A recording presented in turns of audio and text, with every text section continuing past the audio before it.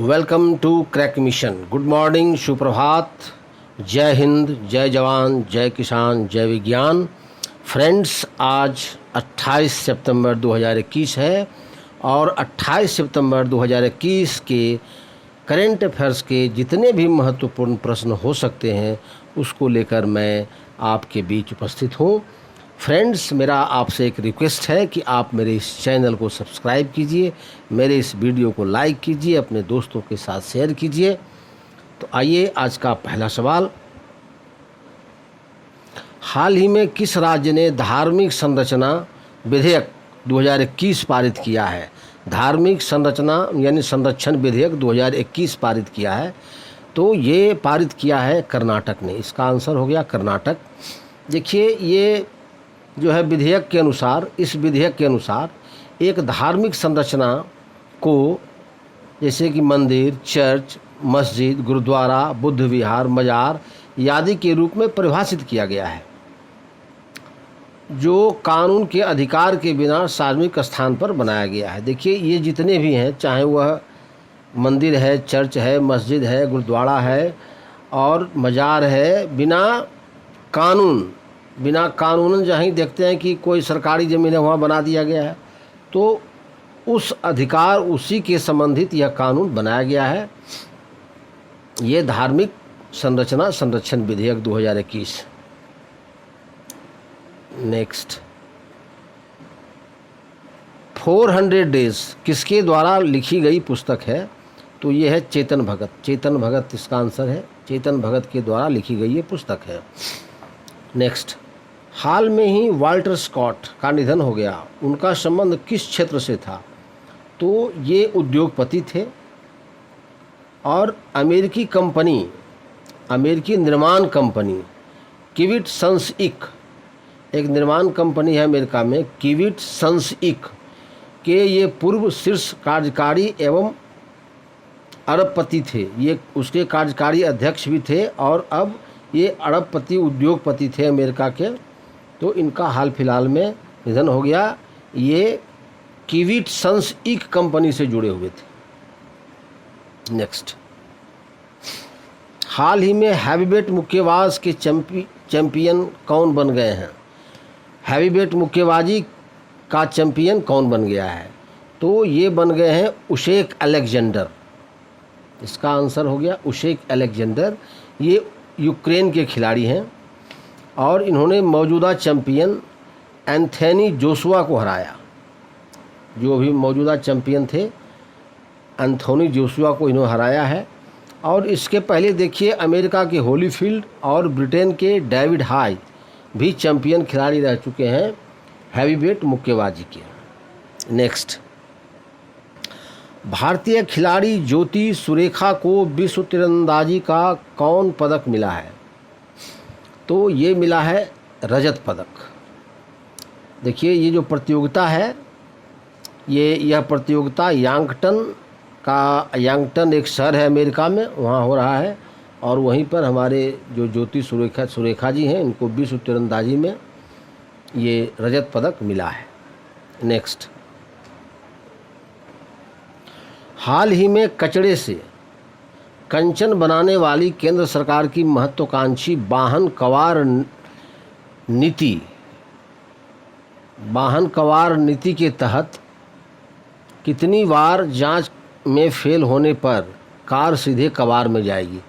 सरकार ने एक योजना बनाई है, यही वाहन कवार नीति। उसमें आपका जो वाहन है उसका वो जांच किया जाएगा और अगर ये, इसका आंसर हो गया 2 बार। अगर ये 2 बार जांच में फेल होता है, जो उसका मानदंड होगा उसमें अगर फेल होता है तो सीधे उसको कवार में भेज दिया जाएगा। वो कवार खाना में आपकी गाड़ी चली जाएगी। और इस नीति के तहत स्क्रैपिंग सेंटर स्थापित करने संबंधी नियम 25 सितंबर से ही लागू हो गया। ये 25 सितंबर 2021 से ये नियम लागू हो गया, इसका स्क्रैपिंग सेंटर स्थापित करने का काम। नेक्स्ट, विश्व पर्यटन दिवस किस दिन मनाया जाता है? तो ये मनाया जाता है 27 सितंबर को, विश्व पर्यटन दिवस। अब देखिए, इसका डिटेल्स है कि ये जो विश्व पर्यटन दिवस है इसकी शुरुआत 1980 में विश्व पर्यटन संगठन के द्वारा की गई। और ये है क्या, तो संयुक्त राष्ट्र संघ की एक प्रमुख अंतर्राष्ट्रीय एजेंसी है ये विश्व पर्यटन दिवस, और इसका मुख्यालय मैड्रिड स्पेन में स्थित है। और थीम क्या है इस साल का विश्व पर्यटन दिवस का, तो थीम है टूरिज्म फॉर इंक्लूसिव ग्रोथ, यही इसका थीम है। ये थीम रखा गया है इस साल, tourism for inclusive growth. Next, Bharat के मार्स ऑर्बिटर मिशन यानी मंगलयान ने अपनी कक्षा में कितने साल पूरे कर लिए हैं, तो ये कर लिए हैं 7 साल पूरे कर लिए हैं। अब इस मिशन के अध्यक्ष कौन है मॉम के, तो के राधाकृष्णन है, के राधाकृष्णन इसके अध्यक्ष हैं। और इस मिशन का कार्यकाल 6 माह निर्धारित था, लेकिन यह सफलतापूर्वक 7 साल बाद भी सक्रिय है। ये जो मिशन था मंगलयान, इसको मात्र इसका कार्यकाल 6 महीना था, लेकिन ये 7 वर्षों तक सक्रिय है।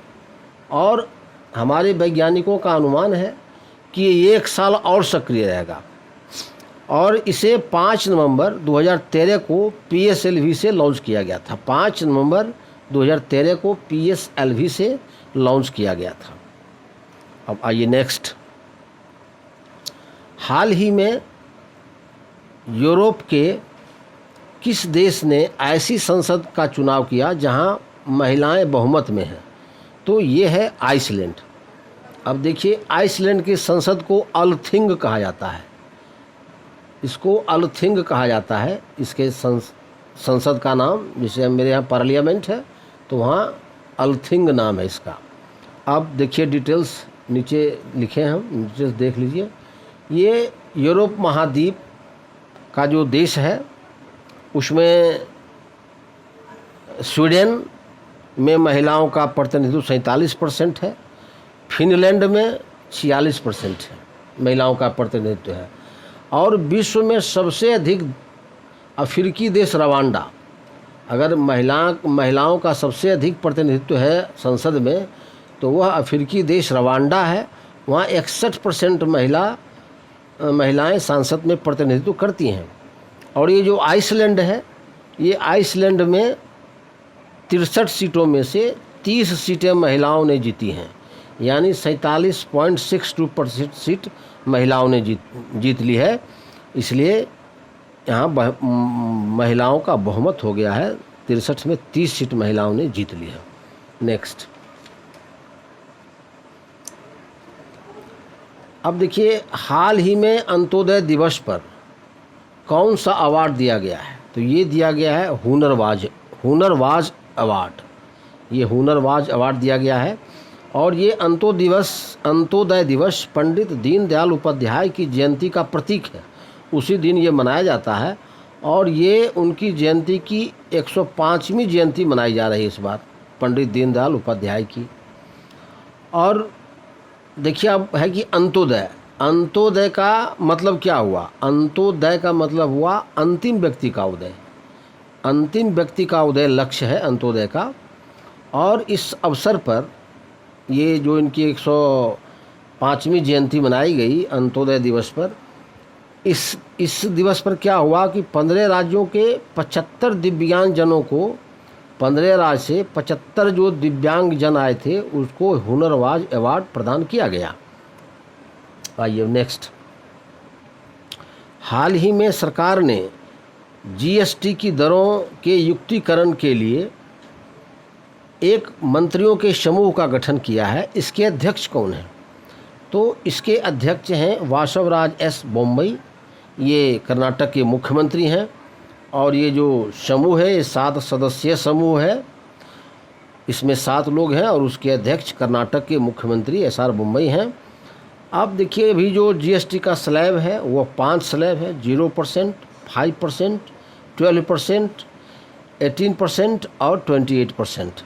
तो इसी में सुधार के लिए, इसमें और क्या सुधार हो सकता है, इसी के लिए इस कमेटी का निर्माण किया गया है। अब आइए देखिए, कर्नाटक का जिक्र आ गया तो कर्नाटक की राजधानी बेंगलुरु, इसके जो राज्यपाल हैं थावरचंद गहलोत, मुख्यमंत्री तो वासव राज एस मुंबई इसके मुख्यमंत्री हैं।